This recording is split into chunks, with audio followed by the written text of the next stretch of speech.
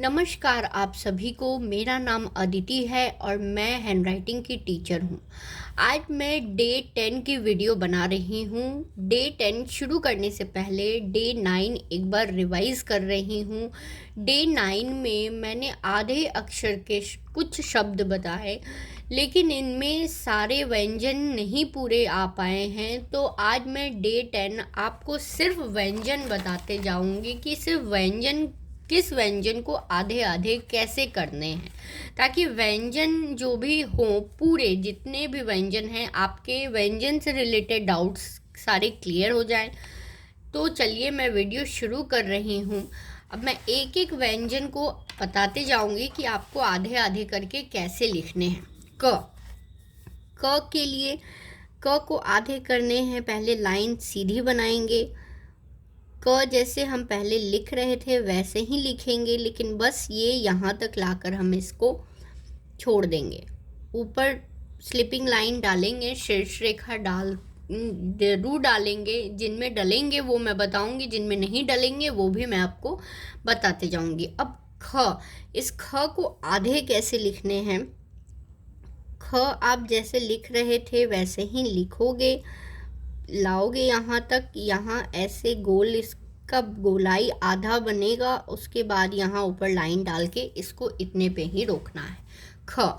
अब ग, ज़्यादातर जितने डंडे वाले व्यंजन हैं उनके पीछे की डंडी हट जाती है और बस आधे आगे के अक्षर बचते हैं। ग में भी वही है, पीछे की लाइन हम हटा देंगे और बस सिर्फ ऐसे लिखना है ग। घ, घ के साथ भी यही है, डंडी हट जाएगी और बस आगे जितना हम घुमाते थे बस हम उतने पे घुमा करके इनको यहीं रोक देंगे। घ, अंगा के लिए नहीं बनता, तो मैं यहाँ क्रॉस लगा रही हूँ ताकि आपको ये भी पता चले कि किसके आधे अक्षर बनते ही नहीं हैं। च, च के आधे च यहाँ लाएंगे, यहाँ नीचे से ऐसे घुमाएंगे और बस इतने पे ही इन्हें हमें छोड़ देना है। ऊपर शीर्ष रेखा जरूर लगाएंगे। छ, छ के भी आधे नहीं बनते हैं, इसको भी मैं कट लगा रही हूँ। ज, ज के ज जैसे बनते थे वैसे ही बनेंगे और बस ये यहाँ इतने पे ही आकर के इनको हमें छोड़ देना है। झ, झ के भी पीछे की जो डंडी है वो बस हटेगी, बाकी एज इट इज जैसे जो लिख रहे हैं वैसे ही लिखेंगे। आइया, इनके भी वही होने हैं, पीछे के जो डंडे हैं बस वो जाएंगे। अब शीर्ष रेखा ऊपर आधे अक्षर के साथ भी इसलिए लगाते जा रही हूँ ताकि जब आप इसके बाद के अक्षर लिख करके जब उस वर्ड को कंप्लीट करेंगे ना, तो वो पूरे शीर्ष रेखा को वहाँ से ले जाते हुए उस बाद वाले अक्षर तक आने हैं। इसलिए मैं आपको ये बता रही हूँ कि शीर्ष रेखा ऊपर किस पे लगेंगे और किन पे नहीं लगेंगे। ट, अब हम ट को आधे तोड़ तो नहीं सकते, तो ट को अब आधे लिखने का तरीका ये है कि ट हम पूरा घुमाते हैं, जैसे हम ट लिखते थे हम ट वैसे ही लिखेंगे और ये यहाँ इस तरीके से छोटा सा एक स्लैंट लगाना होता है। ट, ठ के साथ भी यही है। ठ के लिए मैंने पहले भी बताया था, अभी फिर से बता रही हूँ। ठ जब भी लिखेंगे अंदर लाएंगे और यहाँ इतने पे ही छोड़ना है हमें, पूरा गोल उसमें नहीं मिलाएंगे। और ठ के साथ भी यही होना है, नीचे छोटा सा ऐसे स्लैंट लाइन लगाएंगे, इसको भी हम आधा ठ पढ़ेंगे। ड, ड के केस में भी यही होना है। ड तो जैसे लिख रहे थे वैसे ही लिखेंगे जैसे हमने बनाया था, लेकिन यहाँ इस तरीके से हमको आधा स्लैंट छोटा सा बनाना है, जैसे हमें लगे कि ये इसके उच्चारण आधे हो रहे हैं। अब ढ, ढ के केस में भी यही होना है। ढ जैसे लिख रहे थे पूरे ढ को वैसे ही हमें लिखना है, लेकिन ये यहाँ इस तरीके से बिल्कुल छोटा सा स्लैंट लगेगा। अण, ये पीछे की लाइन हट जाएगी जैसे हमने ग में हटा दिया था और बस ये सिर्फ इस तरीके से यहाँ बनना है। त के लिए देखिए क्या करना है, तो आधी यहाँ से ऐसे आके बस यहाँ, तो बस इतना ही। अब थ पे ध्यान दीजिएगा। थ लिखते थे कैसे, अंदर से थोड़ा घुमाते हुए यहाँ लाएंगे और यहाँ बस इतने पे ही रुकना है और यहाँ गोलाई। अब थ के ऊपर जो कि लाइन नहीं डलता था, तो यहाँ भी हम ऊपर लाइन नहीं डाल रहे हैं, और जो इसके बाद यहाँ जो अक्षर लिखेंगे वहाँ से हम ऊपर की शीर्ष रेखा को लाएंगे। और द भी ट ठ की तरह ही आना है। द जैसे लिख रहे थे वैसे ही पूरा लिखना है, लेकिन बस ये यहाँ ऐसे स्लैंट लगानी है ताकि ये पता चले कि इसके उच्चारण को हमें आधा करना है।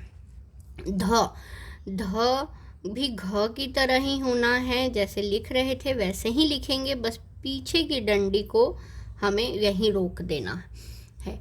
अब थ और ध के ऊपर हमें लाइन नहीं डालनी थी, तो हम यहाँ भी ऊपर शीर्ष रेखा नहीं डालेंगे।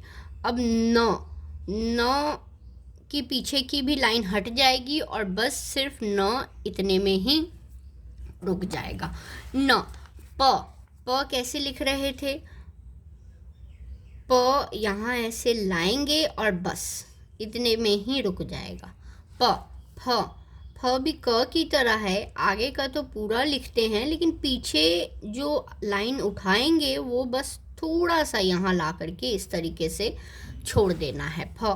ब के केस में भी यहाँ ऐसे होना है, आधी गोल बनेगी और यहाँ इस तरीके से हम काट देंगे। भ भी आगे गोल आएगी और यहाँ नीचे छोटी गोल बन के लाइन इस तरीके से हो जाएगी। इसके ऊपर भी लाइन नहीं डालना है, ब के ऊपर डालना है, बट भ के ऊपर लाइन नहीं डालना है। म भी वैसे ही होना है, भ की तरह ही आगे की आधी बनेगी और बस इसको इतने पे ही रोक देना है, पीछे की लाइन नहीं आएगी।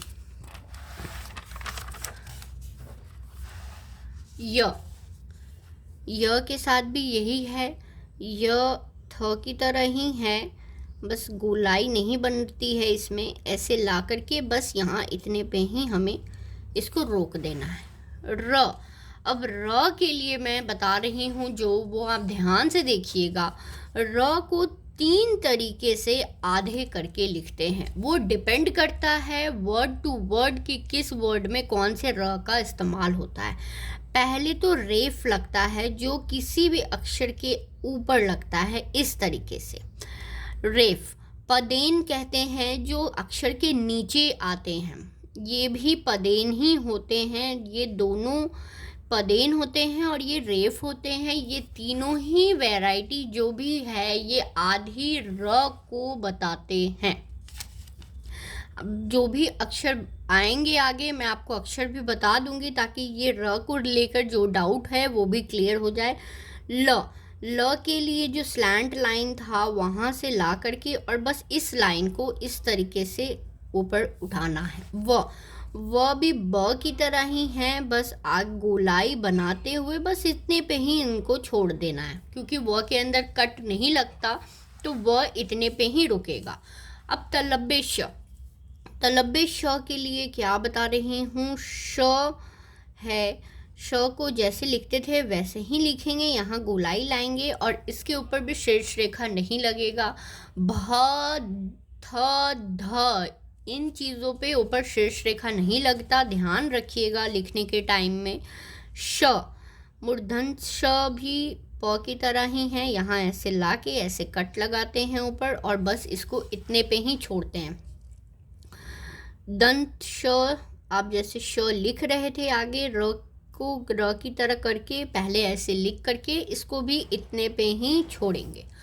ह के लिए ध्यान दीजिएगा, ह को लिखने का तरीका, ह ये आकर के बस ये इतने पे ही होते हैं, ये आधे ह ऐसे लिखते हैं, पूरा नीचे तक घुमाना नहीं है ह को।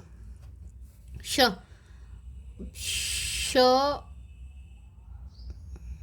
को जैसे श लिख रहे थे वैसे ही लाके बस अब ये जो श के ऊपर भी नहीं लगता है लाइन, तो हम इसको भी यहीं ख़त्म करेंगे। श। त्र और ज्ञ के आधे अक्षर नहीं बनते, इसलिए क्योंकि ये संयुक्त अक्षर है। ये दो को मिला करके बने हुए अक्षर हैं, इसलिए इनके आधे नहीं बनते हैं। अब ये देखिए, मैंने क से लेकर के ज्ञ तक के जितने भी थे सब को आधे आधे करके बताए हैं आपको, कि आपको किस तरीके से अक्षर जो भी व्यंजन है उनको आधे कैसे करने हैं। मैंने जब पहले आपको बताया था तो ये भी बताया था कि किस तरीके से आपको वर्ड में आधे लिखने हैं, जो आगे के अक्षर हैं उनको बाद के अक्षर के साथ किस तरीके से जोड़ते हुए आगे लिखने हैं। लेकिन मुझे लगा कि शायद इनमें सारे व्यंजन नहीं आ पाएंगे, इसलिए आज मैंने सिर्फ स्पेशली ये क्लास आज इसलिए बनाया कि ताकि व्यंजन को पूरा आधा आधा करके मैं आपको ये बता दूं कि सारे किस तरीके से आपको आधे लिखने हैं।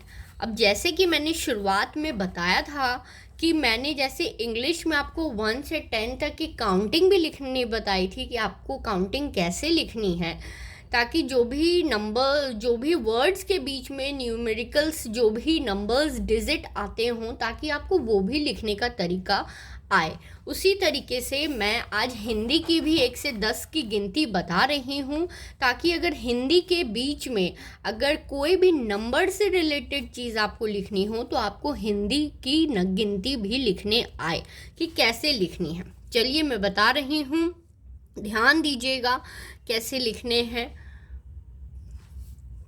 एक यहाँ से ऐसे उठाएंगे, यहाँ ऐसे लाएंगे इस तरीके से। 1 2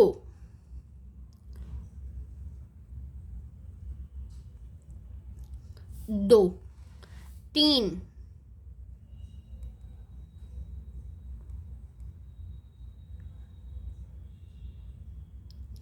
3 4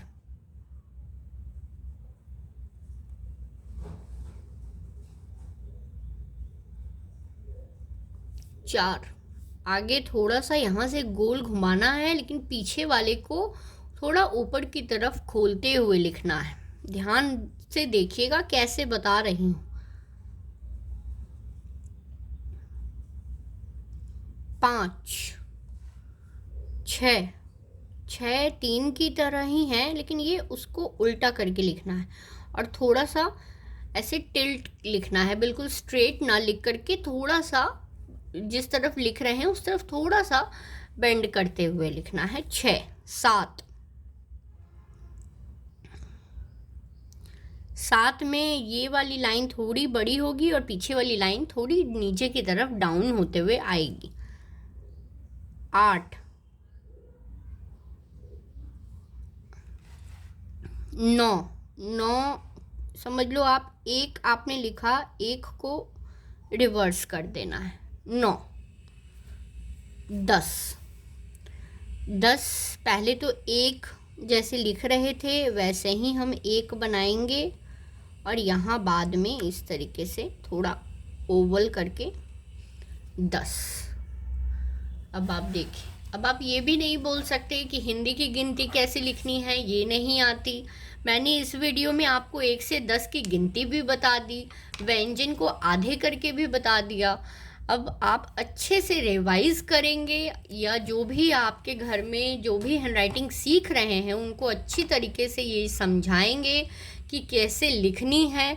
इस बार मुझे वीडियो बनाने में थोड़ा टाइम लग गया, एक्चुअली मेरी तबीयत थोड़ी ठीक नहीं थी, लेकिन कोई नहीं, अब मेरी यही कोशिश रहेगी कि नेक्स्ट जो भी वीडियो बनाऊँ वो मैं जल्द बना करके डालूँ।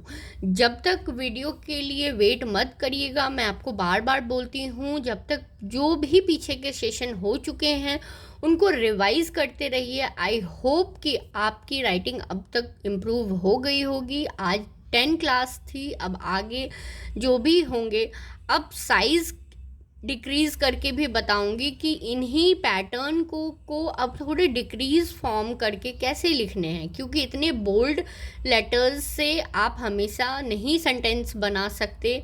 स्पेशली जो बड़े हैं, छोटे बच्चे तो फिर भी थोड़े बोल्ड राइटिंग में लिखते हैं, लेकिन जो बड़े हैं जिनको अपनी राइटिंग लिखनी है उनको थोड़े शॉर्ट करके लिखनी है। तो अब मैं नेक्स्ट वीडियो में जो भी सेंटेंस अब बनाऊंगी उनको बोल्ड प्लस थोड़े डिक्रीज फॉन्ट करके भी बताऊंगी कि आपको किस तरीके से बनानी है। वीडियो को पूरा देखिए, ध्यान से रिवाइज करिए, अपने फ्रेंड्स, फैमिली, अपने बच्चों के साथ इनको शेयर करिए, प्रैक्टिस करिए। Thank you so much. Bye bye.